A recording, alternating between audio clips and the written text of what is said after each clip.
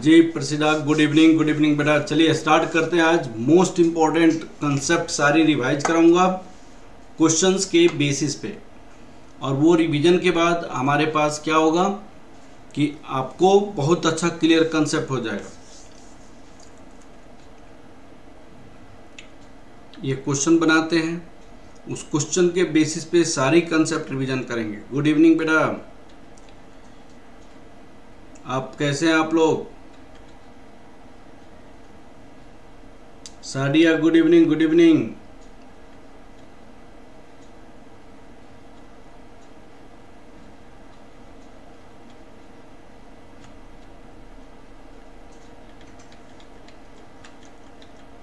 चलिए यह question number 2 देखते हैं। सबसे पहले क्वेश्चन नंबर 2 प्लीज आप देखिए। क्वेश्चन नंबर 2 क्या है आप प्लीज देखिए। यहां पे क्वेश्चन है, a company is considering the investment proposal to install a new mining controls at a cost of ₹50,000। उन्होंने कहा कि एक प्रोजेक्ट लगाई गई और उस प्रोजेक्ट की जो कॉस्ट है वो कितनी है, ₹50,000 है। ये ₹50,000। The facility of the life expectancy of the 5 years, no salvage value, the tax rate 35%। 1 2 3 4 5। उन्होंने कहा कि टैक्स रेट आपका कितना है अनुपम? गुड इवनिंग बेटा। टैक्स रेट 35% है। Assume the firm uses straight line method of depreciation. Depreciation आपकी straight line method से है। Estimated cash flow before depreciation and tax from the investment. उन्होंने कहा कि earning before depression and tax, earning before depression and tax हर एक साल का, यहाँ पे पहले साल का 10,000 है, 10,692 दिया हुआ है, 12,769 दिया हुआ है, 13,462 दिया हुआ है, और यहाँ पे 20,385 दिया हुआ है। अंकिता गुड इवनिंग बेटा। ये आपको दिया हुआ है 20,385 दिया हुआ है। ये आपका इंफॉर्मेशन दिया हुआ है। आपसे क्या पूछी गई है? Payback period, average rate of return, internal rate of return, net present value 10% से, प्रॉफिटेबिलिटी इंडेक्स 10% से। सारी की सारी जितनी भी मेथड्स है वो सारी की सारी आपको रिवाइज किया जाएगा। अब इस क्वेश्चन में देखिएगा, earning before depression and tax 5 साल का अलग अलग दिया हुआ है।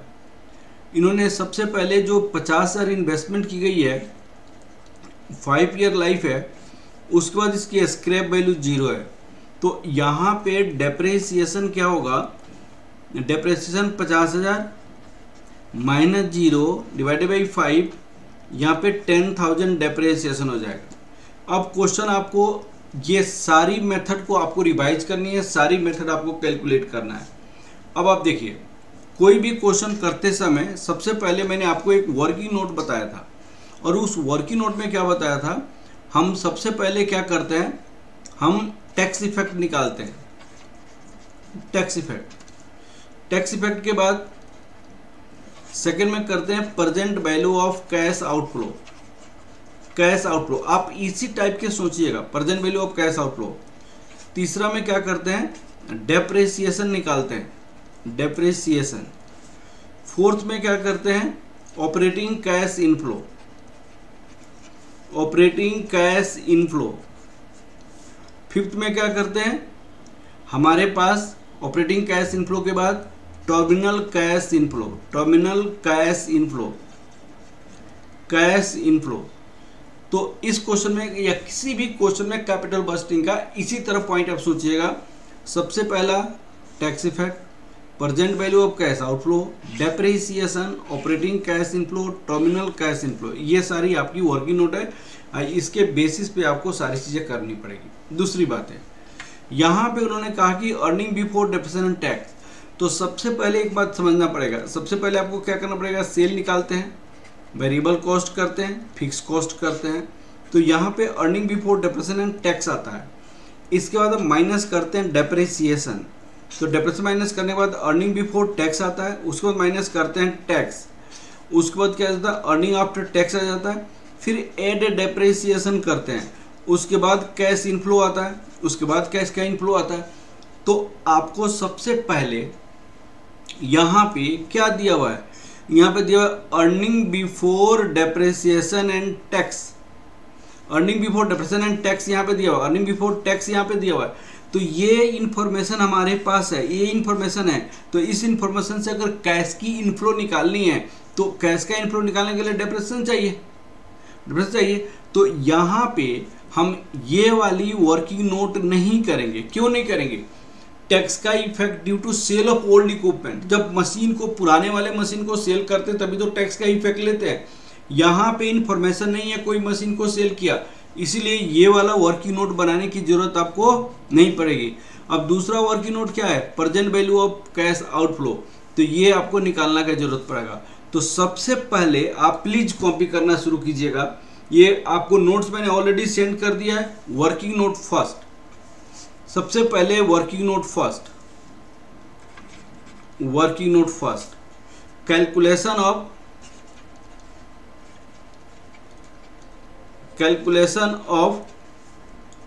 Present value of cash outflow, calculation of present value of cash outflow, please लिखिएगा calculation of present value of cash outflow. तो यहां पे क्या लिखेंगे, सबसे पहले कॉस्ट ऑफ इक्विपमेंट, 50,000 है। प्लीज आप लोग कॉपी भी कीजिए। कॉस्ट ऑफ इक्विपमेंट कितनी है, 50,000 है, दूसरा कोई इंफॉर्मेशन नहीं है। तो कैश आउटफ्लो क्या हो जाएगा, यही होगा 50,000। Present value of cash outflow कितना, present value of cash outflow ये आपको 50,000 ही होगा, ये 50,000 होगा। तो सबसे पहला वर्किंग नोट आपका कंप्लीट हो गया। Present value of cash outflow 50,000 होगा, सबसे पहला वर्किंग नोट आपका कंप्लीट हो गया। अब दूसरा वर्किंग नोट क्या होता है, डेप्रिसिएशन निकालना। दूसरा वर्किंग नोट क्या होता है, डेप्रिसिएशन निकालना। हम क्या करेंगे, वर्किंग नोट सेकंड लिखेंगे। क्या लिखेंगे, कैलकुलेशन ऑफ डेप्रिसिएशन। तो क्या होता है formula, depreciation equal to straight line method से डेप्रिसिएशन है। यहाँ पे cost minus scrap value over life. आप लोग प्लीज कॉपी करते जाएंगे। ये आपको पीडीएफ ऑलरेडी सेंड किया है। कॉस्ट आपकी कितनी है, 50,000 है, कॉस्ट आपकी 50,000, स्क्रैप वैल्यू 0 है, लाइफ कितनी है, 5 साल है। तो बताइए डेप्रिसिएशन आपका कितना हो जाएगा, 10,000 रुपीज हो जाएगा। डेप्रिसिएशन आपके पास 10,000 रुपीज हो जाएगा। हाँ जी, क्लियर हो गया। डेप्रिसिएशन आपका 10,000 रुपीज हो जाएगा। कोई डाउट यहाँ तक, डेप्रिसिएशन आपका 10,000 हो जाएगा। हाँ जी, क्लियर हो गया। डेप्रिसिएशन आपका 10,000 हो जाएगा। तो डेप्रिसिएशन निकल गया। अब क्या निकालनी है, ऑपरेटिंग कैश इनफ्लो। बिजनेस से हमारे पास कितना पैसा आया, तो वो निकालने के लिए आपको क्या करना पड़ेगा, हमारे पास इंफॉर्मेशन यहाँ दिया, earning before depreciation tax. Depreciation को माइनस करेंगे, अर्निंग बिफोर टैक्स हो जाएगा, टैक्स को माइनस करेंगे फिर टैक्स हो जाएगा, डेप्रिसिएशन को ऐड करेंगे। तो ये वाली फॉर्मूला। आप बताइए यहां तक क्लियर हो गया बेटा आप लोगों को, यहां तक क्लियर हो गया आप लोगों को। हाँ जी, अब क्या करेंगे, working note 3, calculation of operating cash inflow. Operating cash inflow, calculation of operating cash inflow. Operating cash inflow यहां पे हम लिखेंगे ईयर,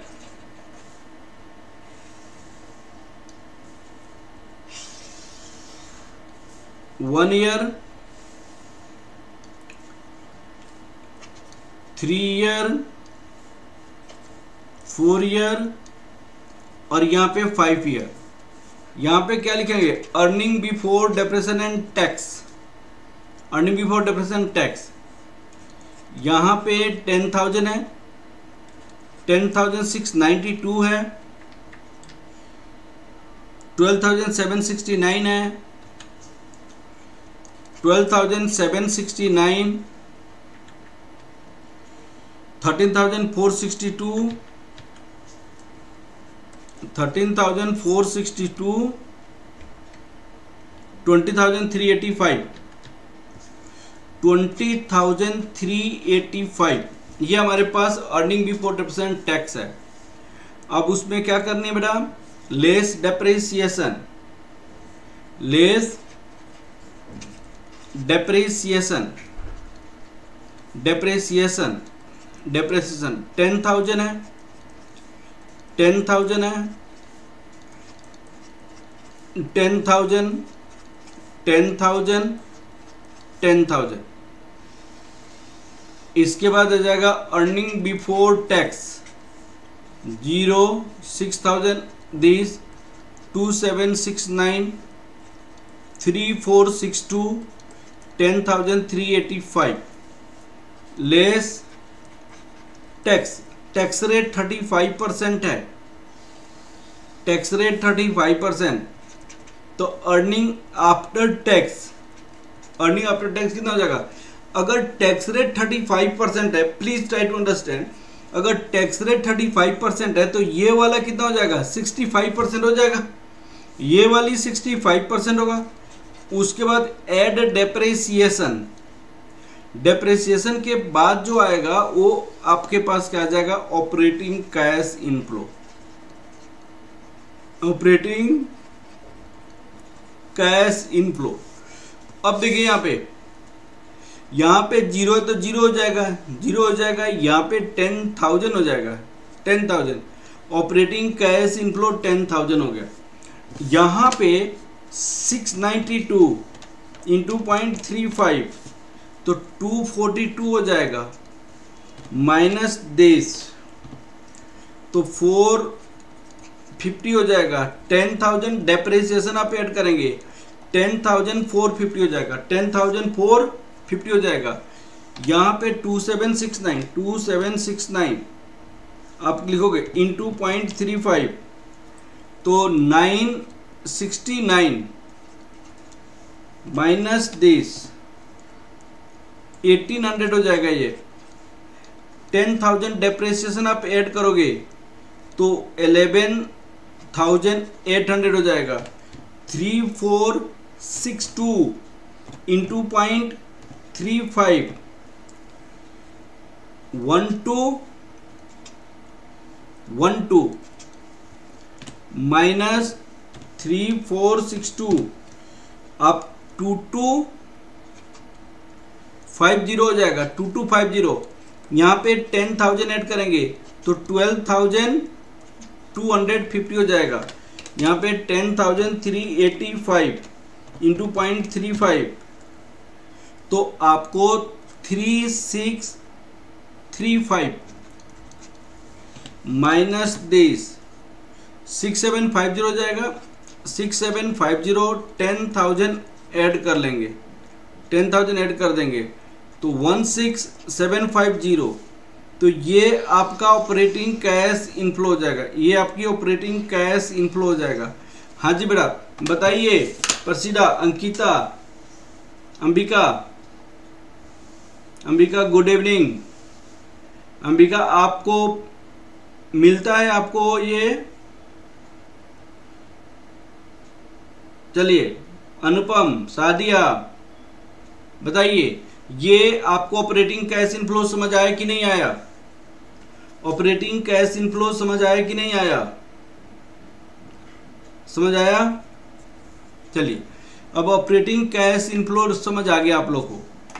अब आपको टर्मिनल कैश इनफ्लो बतानी है। टर्मिनल कैश इनफ्लो, भाई टर्मिनल कैश इनफ्लो इसमें कोई एडिशनल इंफॉर्मेशन नहीं दिया हुआ है, एडिशनल कुछ भी इंफॉर्मेशन नहीं है। तो terminal cash inflow will be the last year cash inflow. ये आपका हो जाएगा 16,000 डेज, 16,000 डेज तो 16,000 डेज तो वर्किंग नोट 4 में क्या लिखेंगे? टर्मिनल कैश इनफ्लो रुपीज 16,000 750 होगा, 750 होगा। अब हमने सारी वर्किंग नोट कंप्लीट कर लिया, सारी वर्किंग नोट कंप्लीट किया। अब आप क्वेश्चन में देखिए क्या क्या निकालनी है आपको। क्वेश्चन में अब देखते हैं क्या क्या कैलकुलेट करना है। तो सबसे पहले कैलकुलेट करना है पे बैक पीरियड। तो पे बैक पीरियड निकालते हैं। यहां पे वर्क, अब आपको निकालना है पे बैक पीरियड। फर्स्ट पार्ट का आंसर क्या निकालनी है, पे बैक पीरियड। कैलकुलेशन ऑफ, आपकी सारी रिवीजन हो जाएगी। कैलकुलेशन ऑफ पे बैक पीरियड, पे बैक पीरियड, कैलकुलेशन ऑफ पे बैक पीरियड, कैलकुलेशन ऑफ पे बैक पीरियड। प्लीज आप देखिए कैलकुलेशन ऑफ पे बैक पीरियड। तो पे बैक पीरियड में क्या लिखेंगे, यहां पे हम लिखेंगे ईयर।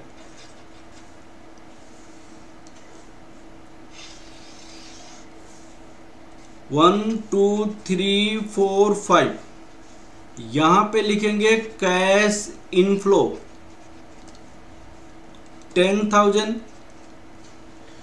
10,450,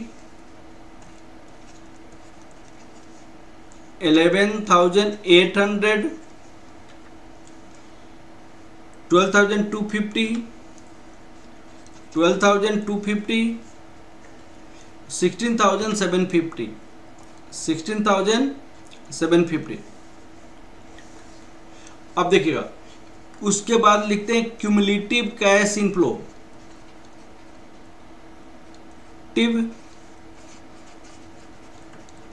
cash inflow. तो यहां पे क्या लिखेंगे, 10,000 लिखेंगे, यहां पे 20,450। तो 20,450 प्लस 11,800, तो यहां पे लिखेंगे 32,250 प्लस 12,250, 44,500 और प्लस 16,750। आप बताइएगा 61,250। आप बताइए पे बैक पीरियड कहाँ लाइज करेगा, बताइए। हमारी इन्वेस्टमेंट कितनी है, आउटफ्लो कितना है बताइए। आउटफ्लो 50,000 है, तो पे बैक पीरियड कहां पे लाइज करेगा, प्लीज बताइए। पे बैक पीरियड का क्या फॉर्मूला होता है, बताइए। पे बैक पीरियड का क्या फॉर्मूला होता है, यहां पे पे बैक पीरियड निकालनी है। पे बैक पीरियड का, पे बैक पीरियड का मैंने फॉर्मूला बताया था, year lapse plus balance to recover, balance to recovered, cash inflow of next year, cash inflow of next year. तो बताइए यहां पे पे बैक पीरियड कितना होगा, कितने साल में होगा अनुपम बताइए। 3 इयर्स नहीं बेटा, 50,000 हमारे आउटफ्लो है, यहां पे आउटफ्लो 50,000 है, तो 50,000 हमारे पास 4th ईयर में भी रिकवर नहीं हुआ। तो 4th ईयर आपका सबसे पहले यहाँ पे ईयर लैप्स क्या होगा, 4th year. Balance to recover, हमें रिकवर करनी है 50,000, लेकिन हमारी रिकवर कितनी हुई है 44,500, 44,500। ये जो पैसा है वो कहां से रिकवर होगा, ये जो पैसा है वो कहां से रिकवर होगा, ये पैसा है 16,750 रुपए से रिकवर होगा, ये 16,750 से रिकवर होगा। हाँ जी बताइए, क्लियर हो गया बेटा 16,750 से। तो 4 प्लस यहां पे 50,000 माइनस 44,500, ये 5,500 16,750, 5,500 डिवाइडेड बाई 16,750 प्लस 4, तो 4.328 ईयर, यहाँ पे 4.328 ईयर्स, ये आपको पे बैक पीरियड हो गया। दिस इज योर पे बैक पीरियड। हाँ जी ये क्लियर हो गया, आप लोगों ने कॉपी कर लिया। अंबिका, प्रसिद्धा, अनुपम, अरुण जी, आप लोगों ने कॉपी कर लिया बेटा। अंकिता बताइए 4.328 ईयर पहला हमने कैलकुलेट किया। आप कहेंगे कि sir discounted pay back period क्यों नहीं निकाला? सर जब क्वेश्चन में इंफॉर्मेशन नहीं हो तो डिस्काउंटेड पे बैक पीरियड नहीं निकालने की जरूरत पड़ती है। क्वेश्चन में इंफॉर्मेशन नहीं हो तो डिस्काउंटेड पे बैक निकालने की जरूरत नहीं पड़ती है। अब आप देखिए यहाँ पे मैं एक क्वेश्चन बताना जा रहा हूँ आपको। हमने आपको क्या ये कैलकुलेट कर लिया, अब दूसरा कैलकुलेशन करनी है एवरेज रेट ऑफ रिटर्न। हाँ जी, क्लियर हो गया सारे बच्चों को? पे बैक पीरियड क्लियर हो गया। चलिए अब हमें निकालनी है सेकेंड पार्ट का answer of second part average rate of return हमें निकालनी है। Calculation of average rate of return ARR निकालनी है। Calculation of average rate of return ARR निकालनी है। Calculation of average rate of return, तो ARR का क्या फॉर्मूला होता है प्लीज बताइएगा? ARR average income divided by average investment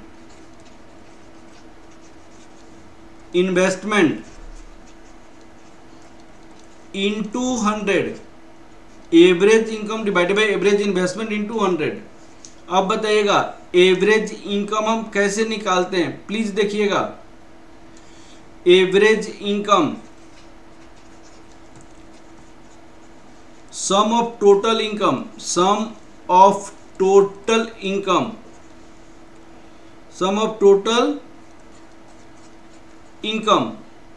divided by number of income sum of total income divided by number of. Please आप लोग कॉपी करते जाइए। कॉपी कर रहे हैं ना अनुपम, अरुण जी, प्रसिद्धा, अंकिता, सादिया, आप लोग कॉपी कर रहे हैं। तो इनकम में क्या होता है देखिएगा, सिर्फ ARR है जो बुक प्रॉफिट पे बनाया जाता है। ARR है बुक प्रॉफिट। अब आपको बुक प्रॉफिट क्या होता है प्लीज देखिएगा, जो अर्निंग आफ्टर टैक्स आता है this is a book profit. और डेप्रिसिएशन को ऐड करने के बाद ऑपरेटिंग कैश इनफ्लो आता है। तो सिर्फ ARR है जो कि अर्निंग आफ्टर टैक्स से बनता है, सिर्फ ARR है जो अर्निंग आफ्टर टैक्स बनता है। बाकी जितने भी मेथड है सब में आपको कैश इनफ्लो का यूज किया जाता है, तो एवरेज में क्या 0, 450, 1800, यहाँ पे 0 प्लस 450 प्लस 1800 प्लस 2250 प्लस आप देखिए यहाँ पे 6750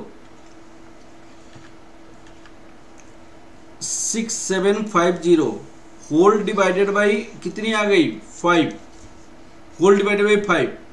तो ये टोटल कितना हो जाएगा प्लीज आप देखिए,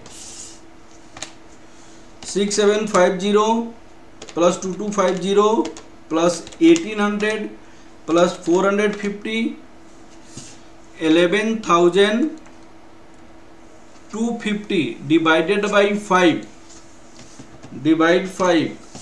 तो यहाँ पे आ गया 2250। This is ARR, this is the average income. तो यहाँ पे कितना लिखेंगे 2250 डिवाइडेड बाई एवरेज इन्वेस्टमेंट निकालनी है। तो एवरेज इन्वेस्टमेंट का मैंने आपसे बताया था, एवरेज इन्वेस्टमेंट का मैंने क्या तरीका बताया था सर? एवरेज इन्वेस्टमेंट का एक ही फॉर्मूला आप हमेशा याद रखिए। हालांकि 3-4 तरीके से आपकी बुक में दी हुई है, मैंने सारी आपको डिस्कस किया हुआ है। यहाँ पे लिखेंगे cost of equipment plus installation minus scrap value plus working capital half cost of equipment कितनी है 50,000 की है, plus installation minus installation plus यहाँ पे 0 प्लस 0, वर्किंग कैपिटल भी नहीं है, स्क्रैप वैल्यू भी नहीं है। तो ये कितना हो जाएगा 25,000 हो जाएगा, ये आपको 25,000 हो जाएगा। तो यहां पे आप कितना रखेंगे 25,000 इंटू 100, तो ARR ऐसे निकल जाएगा 25,000 इंटू 100, तो 9% आपकी ARR हो जाएगा। एवरेज रेट ऑफ रिटर्न आपकी 9% हो जाएगा। Average rate of return 9%। Operating investment plus closing investment divided by 2। Operating ये भी कर सकते हैं, लेकिन अंकिता आप हमेशा एक बार, अनुपम आप हमेशा ध्यान देना बेटा, ये वाला मेथड ज़्यादा प्रीफर करना है आप, ये वाला फॉर्मूला। नहीं तो तरीका अलग अलग है। कोई पर्सन इनिशियल इन्वेस्टमेंट को एवरेज इन्वेस्टमेंट मान लेता है, कोई एवरेज हर एक साल का इनकम को लेके एवरेज मान लेता है डेप्रेशन को माइनस करने के बाद। तो अलग अलग टीचर ने अलग अलग तरीका से बनाया है, लेकिन ये वाला मेथड आपकी बेस्ट है। ये वाली मेथड से आप बनाने की कोशिश करेंगे। अलग अलग बुक ने अलग अलग रेफर किया हुआ है। आपकी स्टडी मटेरियल ने जितना रेफर किया था वो सारी चीज़ें मैंने डिस्कस किया हुआ है। क्लियर है बेटा?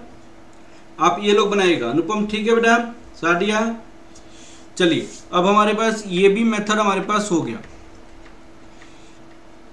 अब सुनिए, अब आपको इंटरनल रेट ऑफ रिटर्न निकालनी है। इंटरनल रेट ऑफ रिटर्न का क्या फॉर्मूला होता है? Lower rate, net present value at lower rate, net present value at lower rate, net present value at higher rate. यहां पे higher rate minus lower rate, ये वाली फॉर्मूला होता है।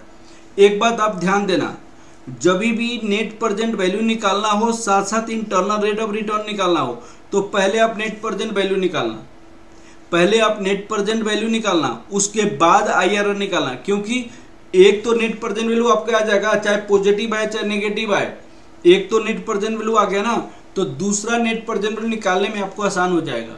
तो सबसे पहले मैं नेट प्रेजेंट वैल्यू निकालने जा रहा हूं एट द रेट ऑफ 10% और प्रॉफिटेबिलिटी इंडेक्स, उसके बाद IRR निकालेंगे।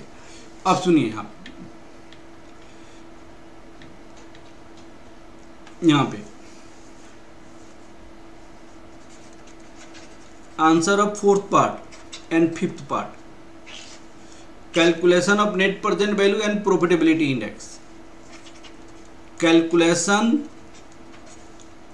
Of net present value and profitability index, net present value and profitability index, net present value and PI। अब देखिए, यहां पे ईयर लिखेंगे, यहां पे कैश फ्लो लिखेंगे, 1 साल 2 साल 3 साल 4 साल 5 साल। यहां पे प्रेजेंट वैल्यू फैक्टर लिखेंगे एट द रेट ऑफ 10%, यहां पे प्रेजेंट वैल्यू लिखेंगे। अब सुनना है, पहले साल में हमारी 10,000 आ गया, यहां पे 10,450 आ गया, 11,800 आ गया, फिर आपको 11,800 के बाद 12,250, 12,250, 16,750, ये हमारे पास कैश का इनफ्लो है। 12,250, 16,750। अब मैंने कहा कि 10% पे निकालते हैं, तो 0.909, 0.826, 0.751, 0.683, 0.621। अब सुनिए, यहां पे मैंने कहा कि प्रेजेंट वैल्यू निकालिए, प्रेजेंट वैल्यू। अब सुनना, यहां पे लिखेंगे present value of cash inflow, present value of cash inflow आ जाएगा यहाँ पे present value of cash outflow आ जाएगा 50,000। यहाँ के बाद हमारे पास आ जाता है net present value, present value of cash inflow minus present value of cash outflow. आप पहले लिखिए, यहाँ पे 9090 हो जाएगा। अब सुनिए, ये 9090 आ गया। अब 10,450 इंटू 0.826, यहाँ पे आ गया 8631.7। अब आपके पास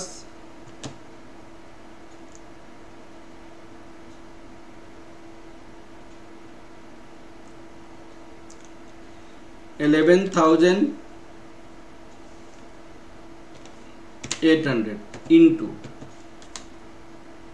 0.751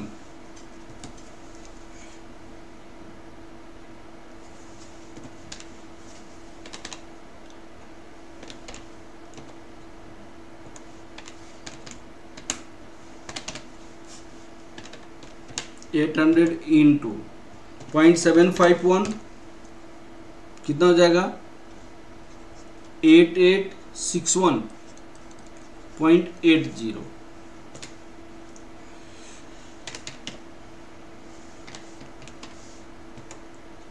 0.683 8366.75 16750 into 0.621 10,401.75 10,401.75 plus 8366.75 plus 8861.80 plus 8631.7 plus 9090 यहाँ पे ये आ गया 45,352। अब आपका आउटफ्लो 50,000 है माइनस 50,000, तो यहाँ पे माइनस ₹4648 आ गया। अब आप बताइए यहाँ पे नेगेटिव नेट प्रेजेंट वैल्यू आ गया, यहाँ पे नेगेटिव नेट प्रेजेंट वैल्यू आ गया, नेगेटिव नेट प्रेजेंट वैल्यू। अब आपको calculation of profitability index, profitability index का मतलब पीआई। तो पीआई का फॉर्मूला क्या होता है प्लीज बताइएगा। Present value of cash inflow divided by present value of cash outflow. Outflow inflow कितनी है आप देखिए 45,352, आउटफ्लो आपके पास 50,000 है, तो कितना हो जाएगा 45,352 डिवाइडेड बाई 50,000, तो ये आपका 0.907। ये यहाँ तक बताइए अनुपम, अंकिता, प्रसिदा, सादिया, अरुण जी, समझ आया कि नहीं आया नेट प्रेजेंट वैल्यू और प्रॉफिटेबिलिटी इंडेक्स? हाँ जी समझ आया कि नहीं? मैंने यहाँ पे नेट प्रेजेंट वैल्यू निकाल दिया नेगेटिव, यहाँ पे नेट प्रॉफिटेबिलिटी इंडेक्स निकाल दिया 1। अब सुनिए, हाँ जी समझ आया कि नहीं? आप बताओ बेटा, आप लोग को समझ आया कि नहीं? अब मैं निकालता हूँ यहाँ पे कैलकुलेशन ऑफ IRR। IRR मैं यहाँ पे निकालने जा रहा हूँ। IRR का क्या फॉर्मूला होता है बेटा बताइए आप? Lower rate net present value at lower rate, net present value at lower rate minus net present value at higher rate. यहाँ पे higher rate minus lower rate, ये फॉर्मूला होता है ना? हाँ जी अनुपम, प्रसिद्धा, सादिया, अंकिता, बताइए आप लोग, यही फॉर्मूला होता है ना? अब देखिएगा यहाँ पे आपको ये तो एक पे नेगेटिव नेट प्रेजेंट वैल्यू आ गया। अगर 10% पे मार्केट से पैसा उठाते हैं तो हमारे लिए लॉस हो जाएगा। अब दूसरा प्रेजेंट वैल्यू आपको पॉजिटिव करना पड़ेगा, दूसरा आपको पॉजिटिव, तो पॉजिटिव के लिए कॉस्ट को कम करना पड़ेगा ना, पॉजिटिव के लिए कॉस्ट को कम करना पड़ेगा। इस बात को बहुत अच्छे समझिएगा, पॉजिटिव के लिए कॉस्ट को कम करना पड़ेगा। तो कॉस्ट कितना कम, 3-4% से कम करने के लिए मैंने बोला था। लेकिन यहाँ पे जो नेट प्रेजेंट वैल्यू है ज़्यादा ही कुछ नेगेटिव है, 50,000 में इतना नेगेटिव है, तो मैंने 5% से कम कर दिया। Present value factor at the rate of 5%। तो present value factor at the rate of 5% मैंने जब किया तो 5% पे क्या आएगा 1.051, तो यहाँ पे लिखेंगे 0.952 लिखेंगे, फिर लिखेंगे 0.907, फिर 0.864, 0.823, 0.784। अब आप क्या कीजिए, इसकी प्रेजेंट वैल्यू निकालिए। यहाँ पे प्रेजेंट वैल्यू 9520, फिर 10,450 इंटू 0.907, ये होगा 9478.15, फिर 11,800 इंटू 0.864, 10,195.20, फिर 12,250 इंटू 0.683, 8366.75, अब 16,750 इंटू 0.621,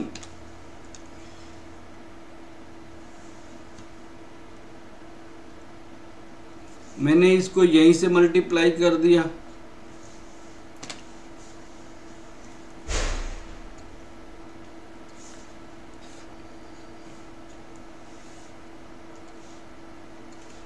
अब देखिएगा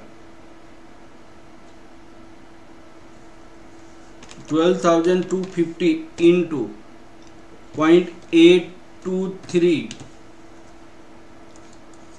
10,008, 1.75, 16,750, 0.784, 13,132 प्लस 10,195.20 प्लस 94,078.15 प्लस 9520, तो ये कितना हो जाएगा, present value of cash inflow 52,407, present value of cash outflow 50,000, net present value यहाँ पे कितना हो जाएगा 2407, this is your net present value.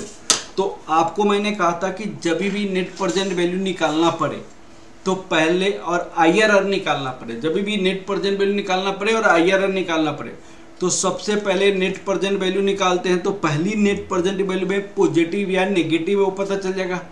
अगर नेगेटिव है तो रेट को घटा के हम क्या करेंगे, नेट रेट को डिक्रीज करके हम दूसरी नेट प्रेजेंट निकालेंगे, वो पॉजिटिव आ जाएगा।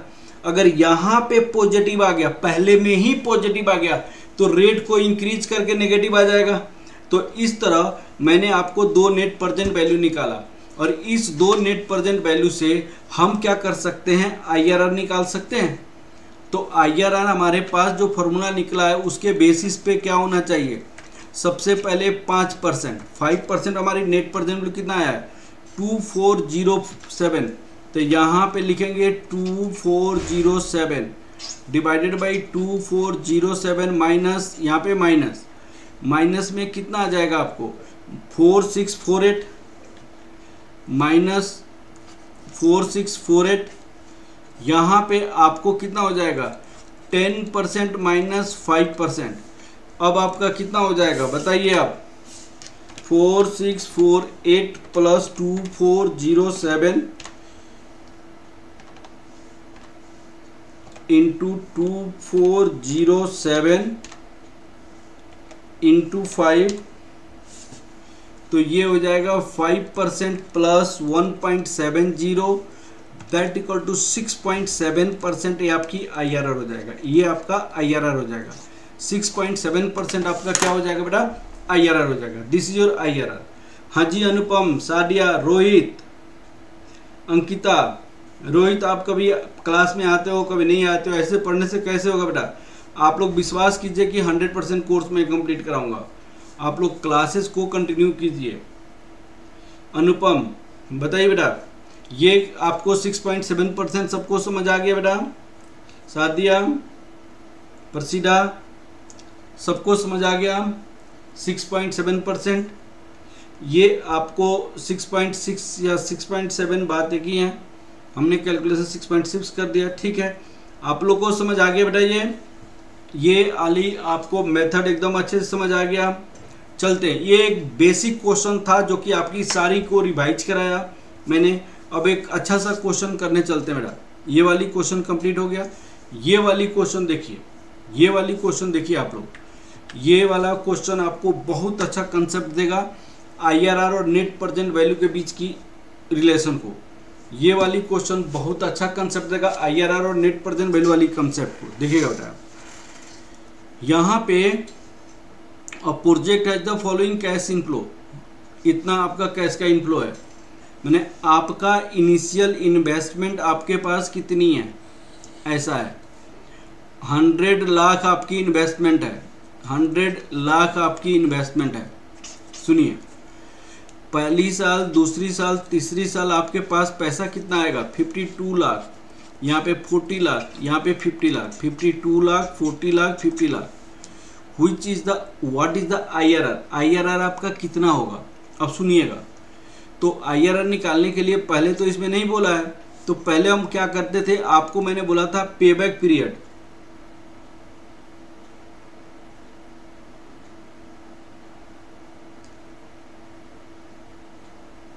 नहीं तो रोहित 8:30 में कौन सा आपका वो चलता है बेटा?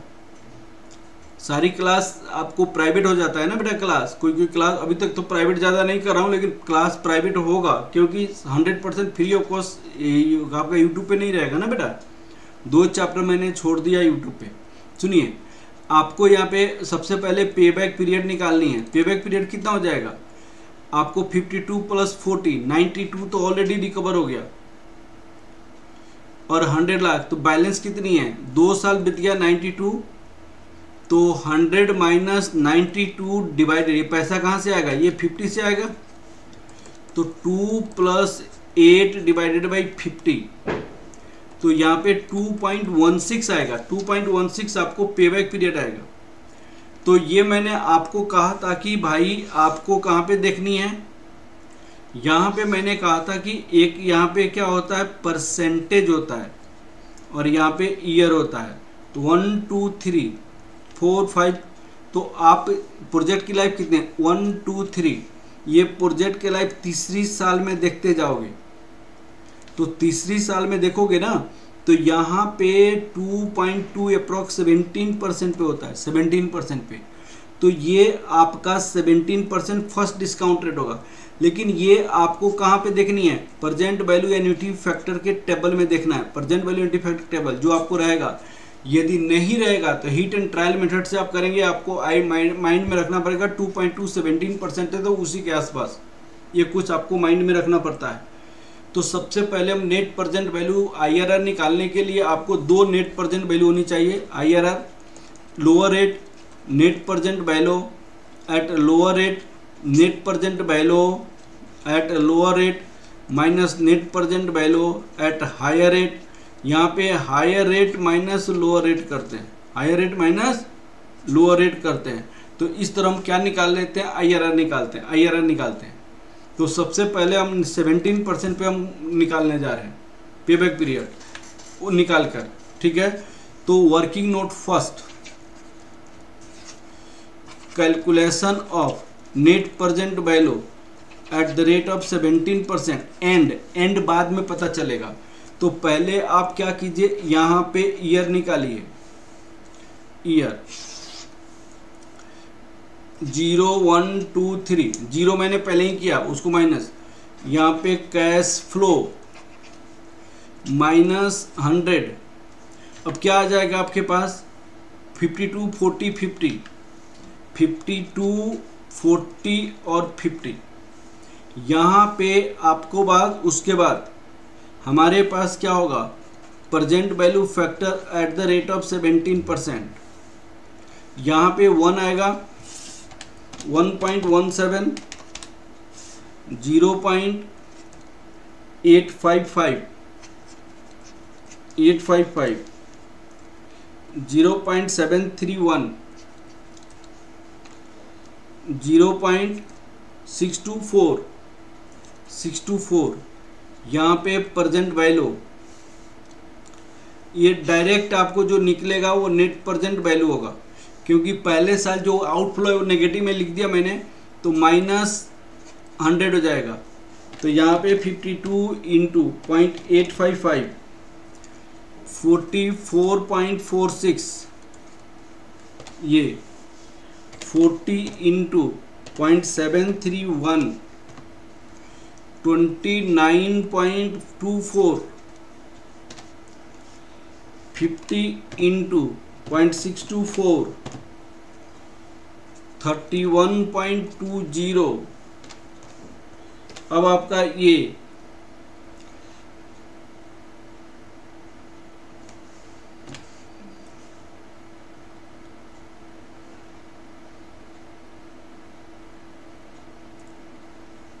तो कितना जाएगा यहाँ पे 100, 44.46 प्लस 29.24 प्लस 31.20, तो -100, तो ये 4.90 हो जाएगा, 4.90 नेट प्रेजेंट वैल्यू हो जाएगा। तो ये पॉजिटिव नेट प्रेजेंट वैल्यू हो गया 17% पे। तो आपका उल्टा इसकी रेट को बढ़ाना पड़ेगा, 4,90,000 पॉजिटिव, तो रेट को बढ़ाना पड़ेगा। तो रेट कितना कर लेंगे, मान लीजिए 6% इंक्रीज कर दिया, 23% कर दिया, 23%, तो 23% पे कितना आ जाएगा, यहाँ पे प्रेजेंट वैल्यू 1, तो -100 हो जाएगा यहाँ पे। अब 23% पे कितना आएगा, यहाँ पे देखिएगा 1.23, 0.813, 0.661, 0.537, ये हो गया। तो यहाँ पे 52 इंटू 0.813, 42.276, 40 इंटू 0.661, 26.44, 50 इंटू 0.537, 26.85, तो -100, ये 4.434 आया, 434, तो ये आपकी नेगेटिव नेट प्रेजेंट वैल्यू हो जाएगा। तो यहाँ पे नेगेटिव नेट प्रेजेंट वैल्यू आ गया 23% पे, और पॉजिटिव नेट प्रेजेंट वैल्यू आया 17% पे। अब IRR का फॉर्मूला क्या होगा, calculation of IRR, calculation of IRR क्या फॉर्मूला होता है, lower rate net present value at lower rate. ये बहुत अच्छा क्वेश्चन है, प्लीज आप लोग कंसंट्रेट करके समझिए। At lower rate net present value at higher rate, higher rate minus lower rate. Lower rate आपकी कितनी है, 17% है। Net present value lower rate 4.90, यहाँ पे 4.90 माइनस 4.434, 23 माइनस 17%। अब यहाँ पे 17% प्लस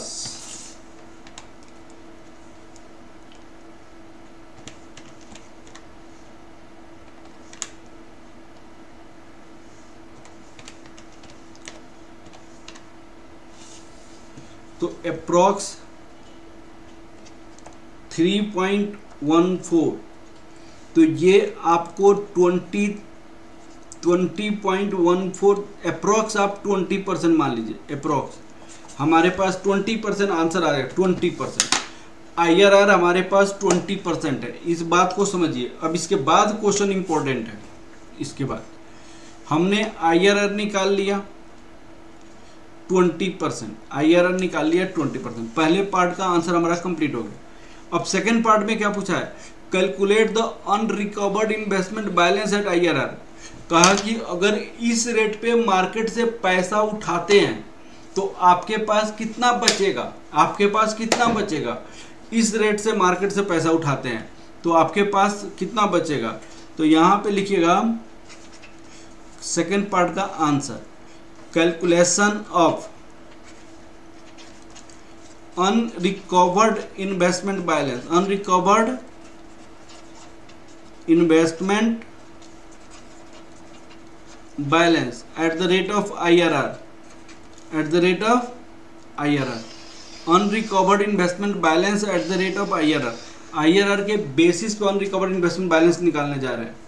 अब सुनिए, यहां पे हम लिखते हैं ईयर, 1 ईयर, 2 ईयर, 3 ईयर। यहां पे लिखते हैं इनिशियल इन्वेस्टमेंट। अब यहां पे जो डिजायर्ड रिटर्न होगा IRR होगा, दैट इक्वल टू 20%। उसके बाद होता है investment with return, investment with return, investment with return. यहां पे लिखेंगे रिटर्न, जो कैश का इनफ्लो है। यहां पे लिखते हैं unrecovered investment balance, unrecovered investment balance. अब क्वेश्चन देखिएगा, यहां पे हमने 100 इन्वेस्ट किया, 20 रिकवर करना था 20% इन्वेस्टमेंट पे, तो 120 आनी चाहिए।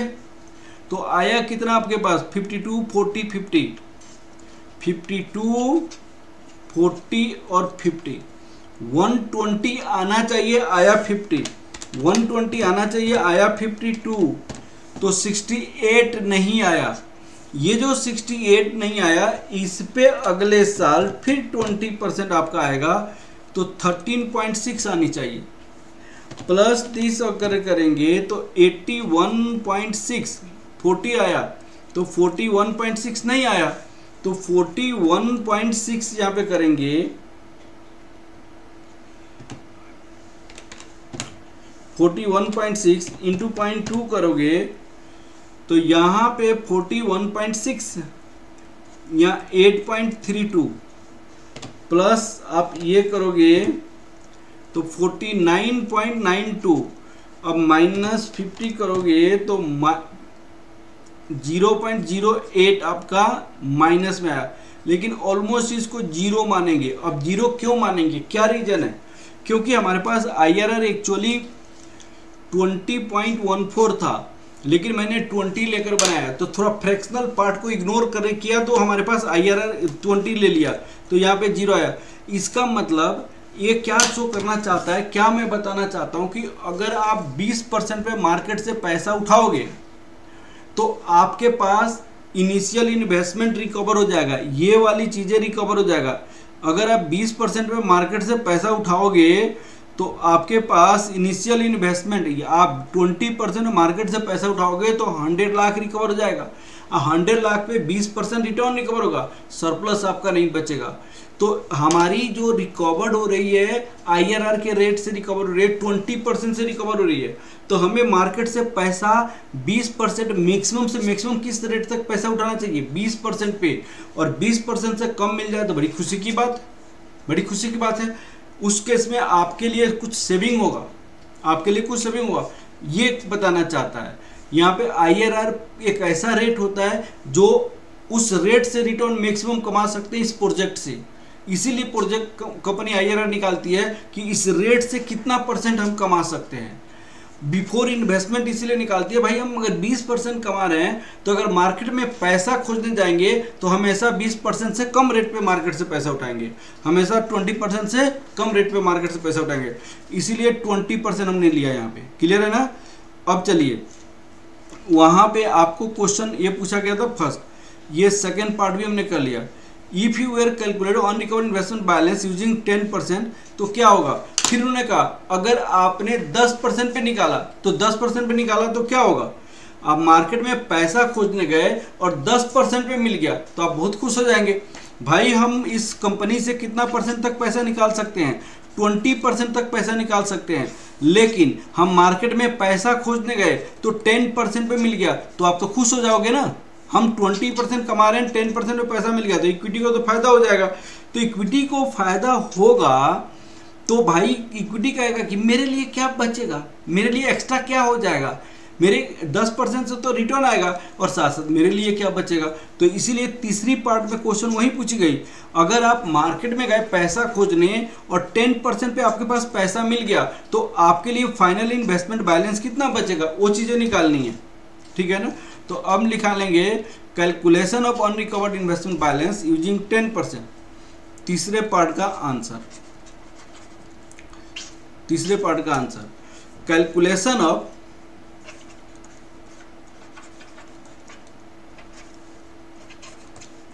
अनरिकवर्ड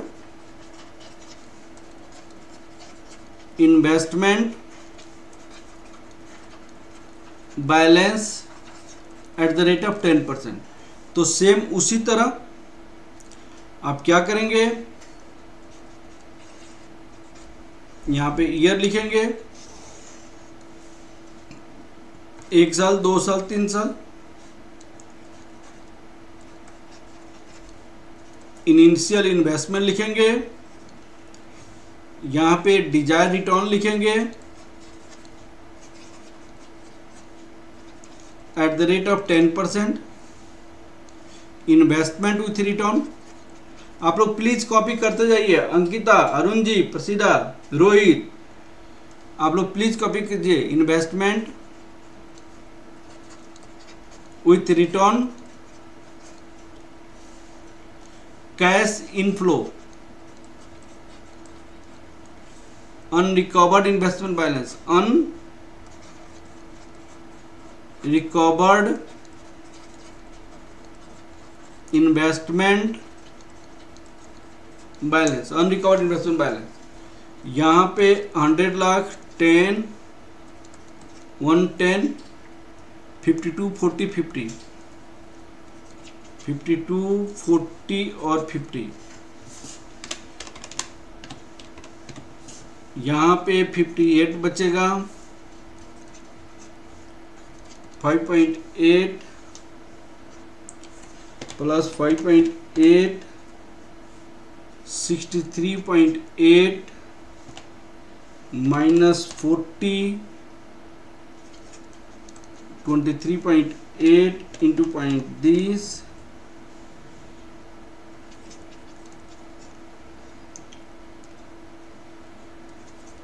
2.38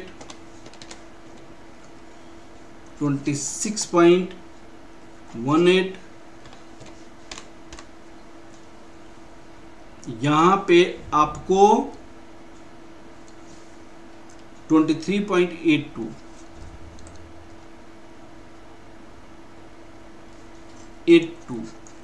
तो ये आपका जो पैसा है ये आपका एक्सेस रिकवरी होगा।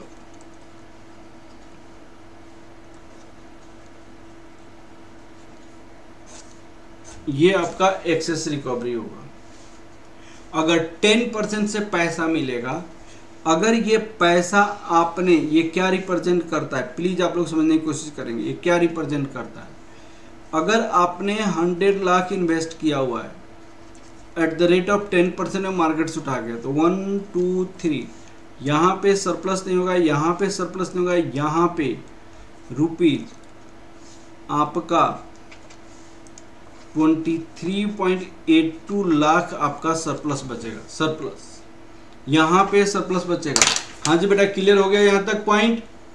यहाँ तक अरुण जी क्लियर हो गया? प्रसिद्धा, रोहित, अनुपा, अंकिता, बताइए आप लोग क्लियर हो गए बेटा?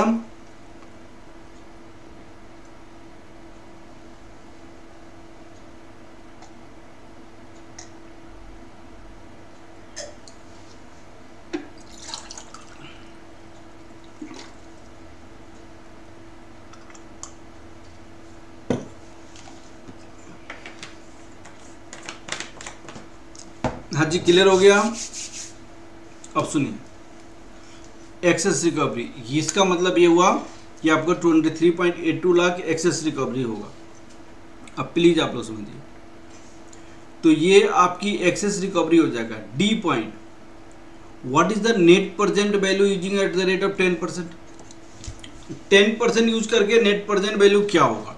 तो बहुत आसान टॉपिक है ये, फोर्थ पार्ट का answer.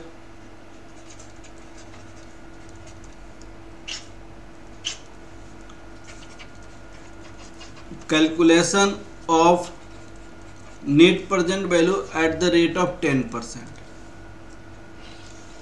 Net present value at the rate of 10%। यहाँ पे ईयर हो जाएगा 10123।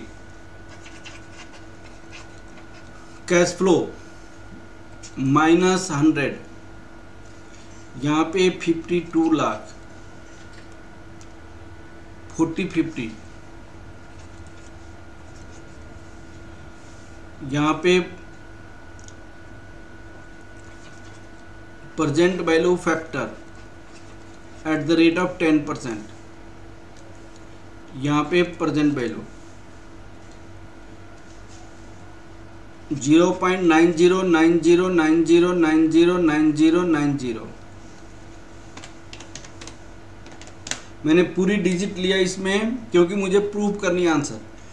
8264462 4462 8099 75131 48009 -100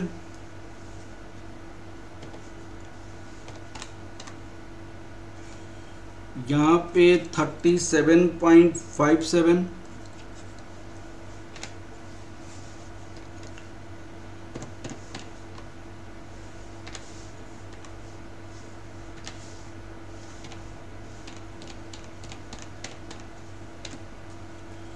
यहाँ पे 47.27 40 into 0.8264462 8099 33.057 net present value 17.89 lakh, 17.89 lakh. ये आपका फोर्थ पार्ट का आंसर हो गया, 17.85 लाख। अब सुनिए, ये what is the net present 10% निकाला। प्लीज लास्ट पार्ट के लिए मैंने आपको वो आंसर बनाया। लास्ट पार्ट में आपसे क्वेश्चन क्या पूछा है, प्लीज इसको समझिए। लास्ट पार्ट में क्वेश्चन ये पूछा है, what is the relationship between if any answer calculate C and D. क्या आपने आंसर सी में जो कैलकुलेट किया, बस सी में क्या आंसर निकाला था सुनिएगा बेटा। यहाँ पे 100 लाख हमने इन्वेस्ट किया एट द रेट ऑफ 10%। पहले साल में कोई सरप्लस नहीं, दूसरे साल में कोई सरप्लस नहीं, तीसरे साल में आपका कितना सरप्लस बचेगा 23.82। यहाँ पे ₹23.82 सरप्लस होगा। ये हमने आंसर सी में निकाला था, ये आंसर सी में निकाला था। अब डी में क्या निकाला था, what is the net present value of the project 10%। तो इसमें आंसर निकाला था नेट प्रेजेंट वैल्यू ₹17.89 है। अब आपसे क्वेश्चन ई में क्या पूछा, ई में क्या आपने जो सी में आंसर कैलकुलेट किया है, क्या आपने सी में जो आंसर कैलकुलेट किया हुआ है और डी में जो आंसर कैलकुलेट किया हुआ है, क्या दोनों में डिफरेंसेज है, क्या कोई रिलेशन है? हाँ जी रिलेशन है, हाँ जी रिलेशन है। ये जो नेट प्रेजेंट वैल्यू होता है ना, तो जो सरप्लस होता है यहाँ पे, जो यहाँ पे सरप्लस होता है उसी का प्रेजेंट वैल्यू होता है, उसी का प्रेजेंट वैल्यू होता है, उसी की प्रेजेंट वैल्यू होता है, इसी का प्रेजेंट वैल्यू होता है। जो नेट प्रेजेंट वैल्यू होता है उसी का प्रेजेंट वैल्यू होता है। तो यहाँ पे इसी की प्रेजेंट वैल्यू यहाँ पे लेते हैं, इसी का प्रेजेंट वैल्यू लेते हैं, तो हमारे पास जो पैसा बचा वो हमारे लिए प्रेजेंट वैल्यू है, किसका? 28.32 का प्रेजेंट वैल्यू है, ये जो नेट प्रेजेंट वैल्यू है। तो present value of surplus at third year क्या है? ₹23.82 डिवाइडेड बाई 1 + 0.10 की पावर आपका 3 हो जाएगा, पावर 3 हो जाएगा। तो आपको यहाँ पे 1.1 इंटू 23.82, ये भी आपका ₹17.89 ही आ रहा है। तो आपसे जो कैलकुलेट किया गया, पूछा गया जो क्या, जो सी में और डी में आंसर निकाला है वो उसमें कोई रिलेशन है? हाँ जी रिलेशन है। वो क्या रिलेशन है कि ये जो नेट प्रेजेंट वैल्यू है ये इक्विटी के लिए एडिशनल सरप्लस है 0 ईयर में, 0 ईयर में, जबकि ये सी में जो आंसर निकाला है वो सरप्लस इक्विटी के लिए है, थर्ड ईयर में है। तो both are the same, just difference of time, both are the same, just difference of time. हाँ जी, आप लोगों को क्लियर हो गया? हाँ जी रिलेशन है सी और डी में। सी में हमने excess recovery at for equity at the end of third year निकाला है, डी में excess recovery at the for equity at the end of 0 year निकाला है। तो दोनों में रिलेशन क्या है? दोनों सेम है, जस्ट डिफरेंस ऑफ टाइम। ये आपको 0 ईयर का सरप्लस है, ये आपका 0 ईयर का सरप्लस है, ये आपका थर्ड ईयर का सरप्लस है, थर्ड ईयर का सरप्लस है। किसके लिए? इक्विटी के लिए, इक्विटी के लिए सरप्लस है। हाँ जी, प्रसीदा, अनुपम, रोहित, सादिया, अरुण जी, अंकिता, बताइए ये वाला पॉइंट समझ आया ना? सी और उन्होंने डी में। ये क्वेश्चन बहुत ही अच्छा क्वेश्चन है, इसको आप लोग समझिए। Yes there is a relationship,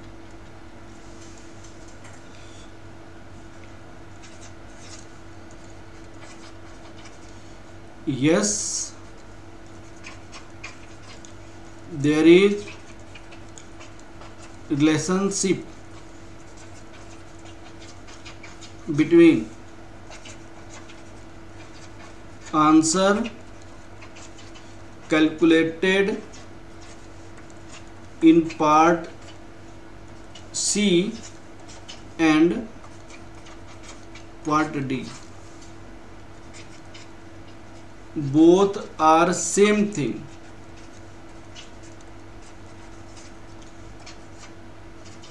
just difference of time. Both represents present value of, both represent excess recovery for equity, excess recovery for equity, excess recovery for equity, excess recovery for equity in part C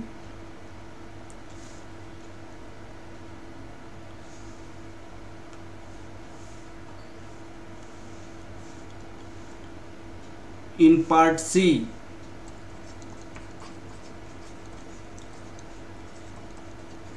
excess recovery for equity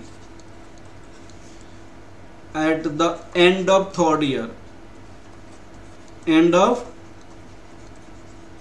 third year. In part D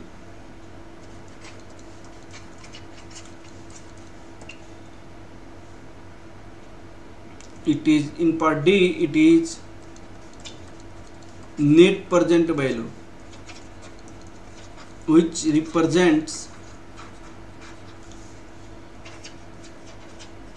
excess recovery for equity at 0 year. दोनों आपका same है, एक 0 year में है, एक आपका 3rd year के end में, both are same. This is the relationship. मैंने आपको 17.89 equal to 23.82 divided by 1 plus 0.10 की power 3, both are the same thing. तो एक 3rd ईयर के एंड में है, एक 0 ईयर में है, बात एक ही है। अब सुनिए, एक एजम्पशन मैं निकालता हूँ, एक एजम्पशन मैं बताता हूँ और उसको मैं यहाँ पे समझाऊंगा आप लोग। एजम्पशन, नेट प्रेजेंट वैल्यू का एजम्पशन होता है कि इंटरनली हम जो कमाते हैं उसको हम री इन्वेस्ट करते हैं। किस रेट से री इन्वेस्ट करते हैं? नेट प्रेजेंट वैल्यू के बेसिस पे कॉस्ट ऑफ कैपिटल के बेस पे री इन्वेस्ट करते हैं।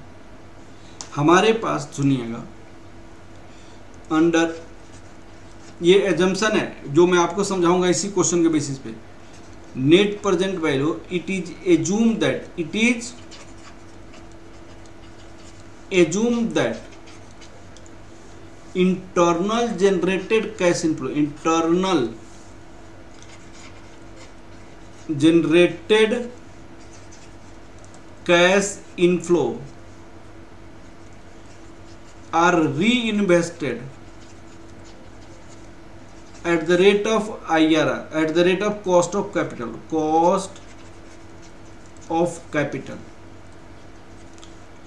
which is practically true।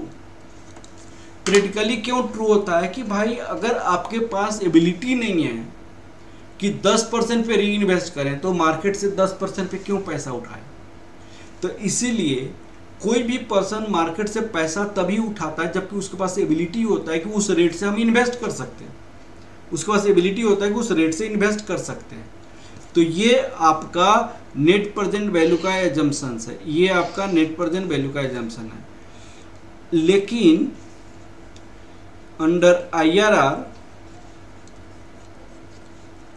it is assumed that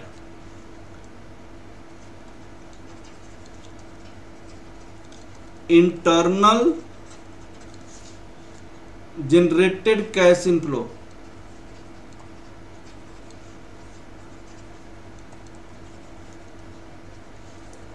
are reinvested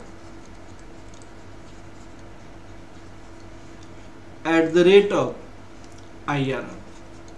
कोई जरूरी नहीं है कि पहले हमने 20% से कमाया है तो आगे भी 20% से कमाएंगे, ऐसे सिक्योरिटी नहीं है। लेकिन ये एजम्पशन मानी जाती है IRR में हम उसी रेट से कमाएंगे, जो प्रैक्टिकली ट्रू नहीं है। कोई अगले अभी 20% कमाया तो आगे भी 20% कमाएंगे, ये सिक्योरिटी नहीं है। लेकिन IRR में यही एज्यूम लिया जाता है, which is not practically true, ये आपका प्रैक्टिकली सही नहीं है।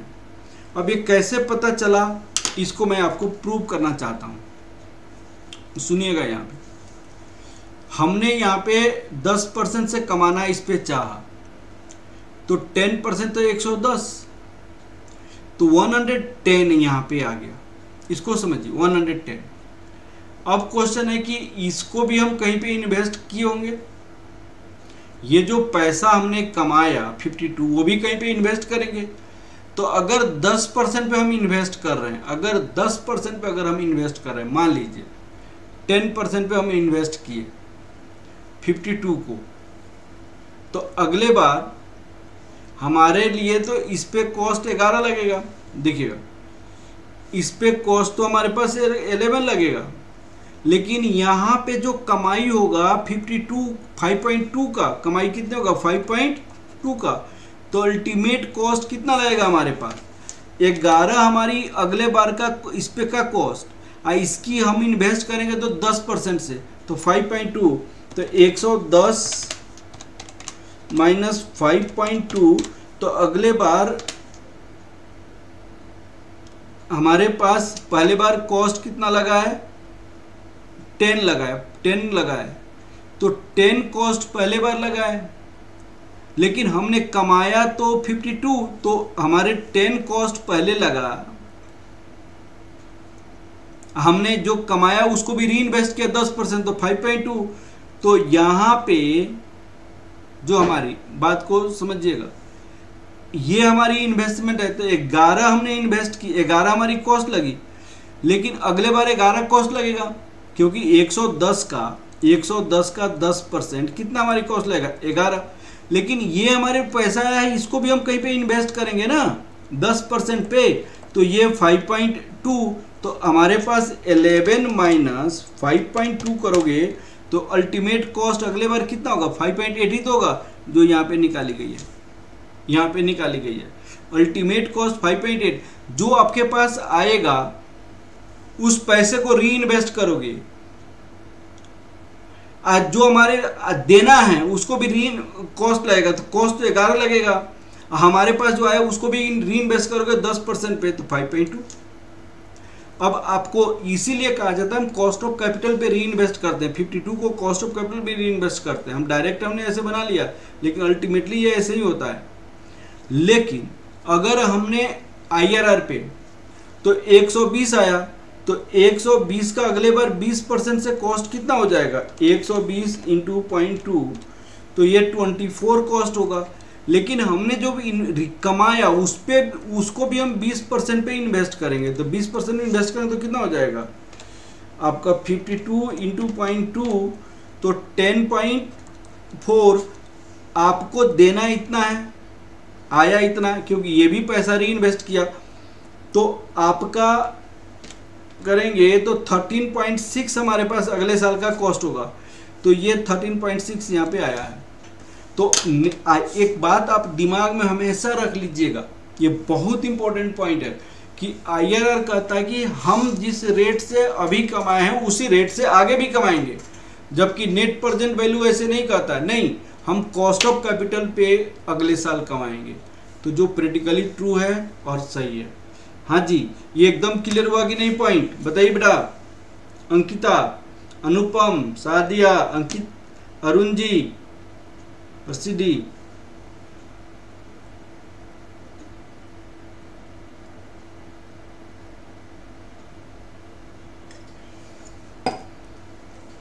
हाँ जी, क्लियर है, क्लियर हो गया वाला पॉइंट।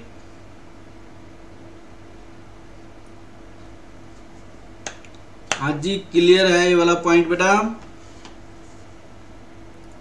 हाँ, ये वाली पॉइंट इंपॉर्टेंट है। चलिए नेक्स्ट क्लास में एक और क्वेश्चन करेंगे और रिप्लेसमेंट डिसीजन स्टार्ट करेंगे। नेक्स्ट क्लास में कौन सा डिसीजन स्टार्ट करेंगे, replacement decision.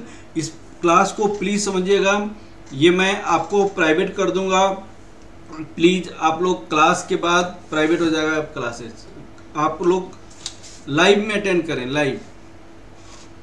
Okay, thank you class, thank you very much. आज की क्लास इतना ही रहने देते बेटा। Okay, thank you very much. Please आप लोग रिवाइज कीजिए।